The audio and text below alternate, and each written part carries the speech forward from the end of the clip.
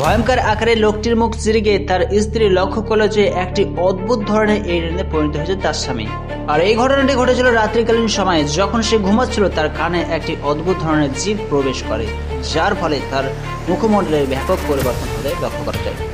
সকালবেলায় যখন লোকটি আয়নাতে চোখ মুখ দেখতে থাকে তখন তার ফেসের মধ্যে ব্যাপক পরিবর্তন লক্ষ্য করে, আর যার জন্য আসক্তি হয়ে এবার তার স্ত্রীর দিকে আস্তে আস্তে হাঁটতে থাকে।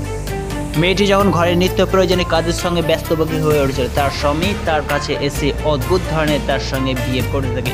সঙ্গে সঙ্গে লোকটির মুখ চিরে একটি দ্বিখণ্ডিত ভয়ঙ্কর এলিয়েনে পরিণত হতে দেখা যায়।